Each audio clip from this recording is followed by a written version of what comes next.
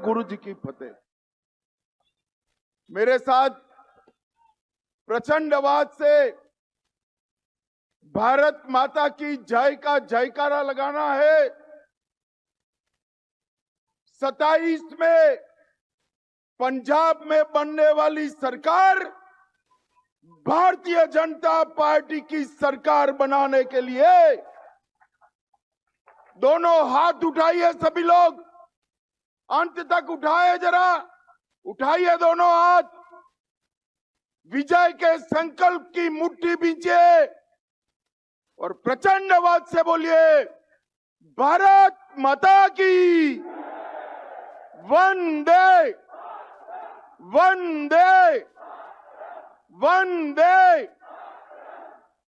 मंच पर उपस्थित हमारे प्रदेश अध्यक्ष श्रीमान जाखड़ साहब, हमारे कार्यकारी अध्यक्ष अश्विनी शर्मा जी, मोदी जी की मंत्री परिषद में मेरे साथी और मेरे मित्र श्री बिट्टू जी, भारतीय जनता पार्टी के राष्ट्रीय महासचिव श्री तरुण चूग जी, श्रीमान इकबाल सिंह लालपुरा जी, नरेंद्र रैना जी, सतनाम सिंह संधू जी, राज्यसभा के सदस्य, हमारे वरिष्ठ नेता मनोरंजन कालिया जी, विजय सांपला जी, अविनाश राय खन्ना जी, राणा गुरमीत सिंह सोढ़ी जी, अमनजोत कौर जी, महारानी प्रणीत कौर जी, मनप्रीत सिंह बादल जी, और आज के पवित्र दिन पर मोगा की इस भूमि पर आए हुए मेरे सारे प्यारे भाइयों बहनों और मेरे जिगर के टुकड़े जैसे युवा मित्रों को मेरा प्रणाम। आज नानक शाही कैलेंडर के हिसाब से नए साल की शुरुआत है। मैं पूरे पंजाब और दुनिया भर में बसने वाले पंजाब के बासिंदों को नए साल की बहुत बहुत शुभकामनाएं देना चाहता हूं। ये जो मीडिया वाले खड़े सेट कर बैठ जाओ भैया, पीछे दिखाई पड़े मुझे, जरा बैठ जाओ जरा। अरे बैठ जाओ जी, मैं जिद्दी आदमी हूं, नहीं बोलूंगा तब तक। बैठ जाओ जरा। भाई और बहनों, मैं जब पंजाब की इस महान भूमि पर आया हूं तब सबसे पहले मैं महान सिख गुरुओं की परंपरा को, बलिदानी परंपरा को दो हाथ जोड़कर प्रणाम कर मेरी बात की शुरुआत करना चाहता हूं।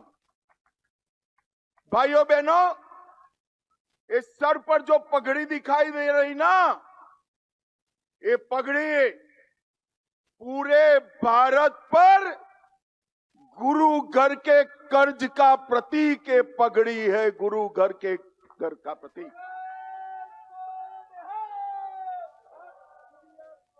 अमर बलिदानी गुरु तेग बहादुर जी का बलिदान का 350वां साल चल रहा है।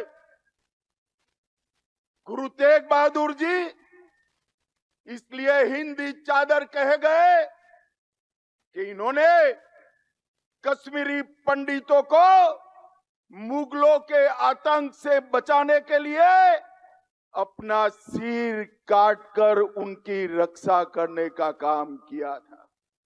और मैं आज इस मंच से, पंजाब की पवित्र भूमि से, मोगा की पवित्र भूमि से कहना चाहता हूं, अगर गुरु तेग बहादुर जी न होते तो आज भारत में कोई हिंदू बचा न होता, कोई हिंदू बचा न होता। गुरु तेग बहादुर जी के बलिदान ने ही इस देश को टिका कर रखा है। यहां पर नानक देव जी महाराज से लेकर दसम पिता तक सभी महान सिख गुरुओं को मैं प्रणाम करता हूं। भगवान वाल्मीकि, गुरु रविदास जी, बाबा जीवन सिंह जी, महाराजा रणजीत सिंह जी, सबकी पुण्य स्मृति को मैं प्रणाम करता हूं। और पूरा देश का युवा जिनके बलिदानों से आज भी प्रेरणा लेता है, वो शहीद भगत सिंह जी, अमर राजगुरु और शहीद सुखदेव जी को भी प्रणाम कर कर मेरी बात की शुरुआत करता हूं। भाइयों बहनों, एक प्रकार से 27 में होने वाले चुनाव में हम आज से भारतीय जनता पार्टी के प्रचार की शुरुआत करें। मैं पंजाब की जनता को अपील करने के लिए आया हूं। हम जब भी आए छोटे भाई के रूप में आपके सामने आए। हमारी सरकार कभी बननी ही नहीं थी, मगर आज मैं कहकर जाता हूं 27 के चुनाव में भारतीय जनता पार्टी अपनी सरकार बनाने के लिए चुनाव लड़ने जा रही है। मैं पूरी पंजाब की जनता से, माताओं बहनों से, बुजुर्गों से आशीर्वाद मांगने आया हूं कि आप हमें आशीर्वाद दीजिए, हमारी ताकत बढ़ाइए।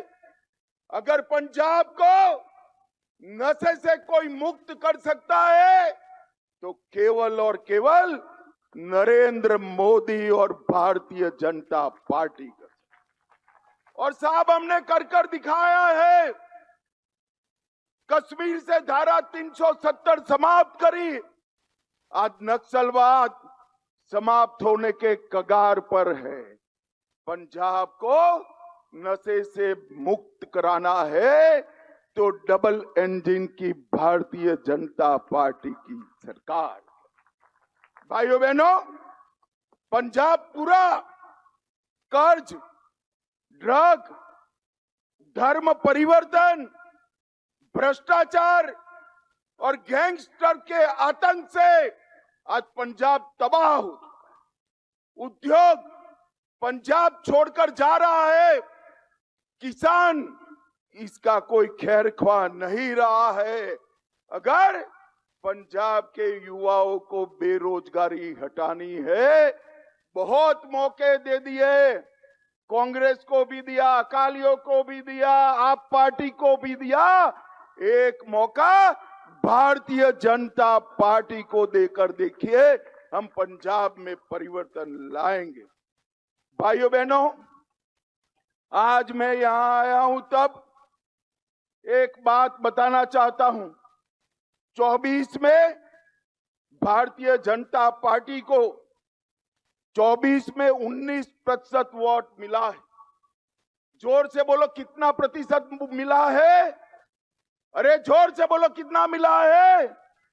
और साहब, हमारा ट्रैक रिकॉर्ड है, भाजपा को जहां 19% वोट मिलता है, अगली सरकार भारतीय जनता पार्टी की। ओडिशा में यही हुआ, आसाम में यही हुआ, मणिपुर में यही हुआ, त्रिपुरा में यही हुआ, उत्तराखंड में यही हुआ। और अब मेरे वीर, पंजाब की बारी है, पंजाब की बारी। ये पंजाब की जनता ने देश के अनाज के भंडार हमेशा भर कर रखे और जब जब भी देश की सुरक्षा का सवाल आया, पंजाब के जवानों ने ही पूरे भारत की सुरक्षा की है। भाइयों बहनों, ये आप सरकार, यहां आते वक्त एक पत्रकार का मुझे फोन आया कि अमित भाई, चर्चा है सरकार बदलने जा रहे हो। मैं कुछ सरकार बदल तो दे, मगर सरकार होनी भी चाहिए ना। यहां तो कोई सरकार ही नहीं है भाई। मुझे बताओ, कोई है सरकार? जोर से बोलो, कोई है सरकार? अरे सरकार होती तो कानून और व्यवस्था की स्थिति ऐसी न होती। सरकार होती तो नशे का कारोबार न होता, किसानों की परेशानी न होती। सरकार होती तो यहां पर कानून और व्यवस्था ठीक हो। ये आम आदमी पार्टी परिवर्तन का वादा कर आई थी।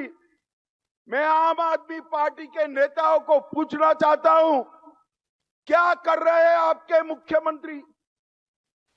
पूरे देश में जहां जहां केजरीवाल को जाना है, पंजाब सरकार के खर्चे से विमान लेकर उनके पायलट बनकर जाने के अलावे ये मुख्यमंत्री ने कुछ नहीं किया है। मुझे बताओ भाई, जरा जोर से बोलो, 25 लाख नौकरियों का वादा किया था, मिली है क्या? अरे जोर से बोलो, मिली है क्या? 4 महीने में पंजाब को नशा मुक्त करने का वादा किया था, कर पाए है क्या? 16,000 सरकारी दवाखाने बनाने थे, बने हैं क्या? विधवा पेंशन, बुजुर्ग पेंशन 2500 करना था, कर पाए थे क्या? 16 मेडिकल कॉलेज बनाने थे, बने हैं क्या? 20,000 करोड़ की आय खनन से बढ़ानी थी, बढ़ी है क्या? सभी फसलों पर एमएसपी का वादा किया था, पूरा हुआ है क्या? भाइयों बहनों, सिख विरुद्ध दंगों में 5 लाख रुपए का मुआवजा देने का वादा किया था, वो भी नहीं कर पाए। ये जो सरकार आप पार्टी की है, वो वादा खिलाफी की सरकार, वो पंजाब का भला नहीं कर सकती। ये भ्रष्टाचारी सरकार है, आकंठ भ्रष्टाचार में डूबी हुई सरकार है। यहां के मुख्यमंत्री जी को शर्म आनी चाहिए। दिल्ली से 4 सूबेदार आकर बैठे हैं और पंजाब का धन लूटकर दिल्ली जे राजे, और मुख्यमंत्री जी ऊप नहीं कर सकते। मोगा आउटडोर विज्ञापन का घोटाला हुआ, अमृतसर स्मार्ट सिटी परियोजना का घोटाला हुआ, जालंधर स्मार्ट सिटी परियोजना में घोटाला हुआ, बरनाला ट्रक यूनियन की भूमि में घोटाला हुआ, खडूर साहेब पंचायत के फंड का घोटाला हुआ, आंगनवाड़ी में पंजरी का घोटाला हुआ, 100 करोड़ से ज्यादा उगाही के केस कोर्ट में लंबित है, और अपने चेहरे को दिखाने के लिए 800 करोड़ का विज्ञापन करने में खर्चा डाल दिया। भाइयों बहनों, मुझे बताओ, ये भ्रष्टाचारी सरकार पंजाब का भला कर सकती है क्या? जोर से बोलो, कर सकती है क्या? आप पार्टी केवल और केवल यहां की सरकार केजरीवाल का एटीएम बन गई है, एटीएम बन गई है। भाइयों बहनों, ये पंजाब के सम्मान के साथ खिलवाड़ है। पूरा पंजाब ड्रग की समस्या से जूझ रहा है, कानून और व्यवस्था समाप्त हो चुकी। 26 के शुरुआत में ही 3 सरपंच से हत्या हो गई, गैंगस्टर उगाही कर रहे हैं, और पुलिस चौकी के अंदर ही एएसआई की हत्या हो जाती है। एक रिपोर्ट है, पूरे देश में हीरोइन का कारोबार, नशे का कारोबार जो है, उसमें से 45% अकेले पंजाब में है, अकेले पंजाब में। भाइयों बहनों, मैं आज पंजाब की जनता को कहने आया हूं, एकदम कम नहीं है आप पार्टी में नशे का कारोबार समाप्त करने का। और कांग्रेस और अकाली तो पहले ही थे, इन्होंने नहीं रोक पाए। नशे का कारोबार अगर कोई रोक सकता है तो केवल और केवल भारतीय जनता पार्टी रोक सकती है। और मैं आज वादा कर कर जाता हूं आपसे, हमने कहा था धारा 370 हटाएंगे, हटा दी। आतंकवाद भी आज अंतिम सांसें गिन रहा है। हमने कहा था नक्सल मुक्त करेंगे, देश नक्सल मुक्त होने जा रहा है। और आज कहकर जाता हूं पंजाब को, आप फरवरी में आशीर्वाद दे दीजिए, 2 साल में हम पंजाब से मूल समेत नशे के कारोबार को उखाड़ कर फेंक दें। भाइयों बहनों, ये आप पार्टी की जो सरकार है वो किसानों को गुमराह करे। ये कांग्रेस पार्टी और राहुल बाबा किसानों को गुमराह कर रहे। मैं उनको कहने आया हूं, अभी संसद में बोलते थे, आप पार्टी के केजरीवाल ने भी फोन किया कि अमेरिका के साथ जो ट्रेड डील हुआ है उससे किसानों का नुकसान। पंजाब के किसान भाइयों बहनों, इनकी बात मत सुनना, ये झूठ बोल रहे हैं, झूठ बोल रहे हैं। WTO में 2013 में MSP न दी जाए ऐसा करार वो कर आए थे। भगवान भला करे भारत की जनता का कि 14 में इनको निकाल दिया। इसका कंफर्मेशन करने का समय 2017 में नरेंद्र मोदी की सरकार में आया। नरेंद्र मोदी जी ने 100 झिटक कर कह दिया कि मेरे किसानों को MSP मिलेगी, उसको कोई नहीं रोक सकता। किस मुंह से राहुल गांधी बात कर रहे हैं? हमने सबसे ज्यादा MSP पर खरीद करने का काम हमारे नरेंद्र मोदी जी ने किया।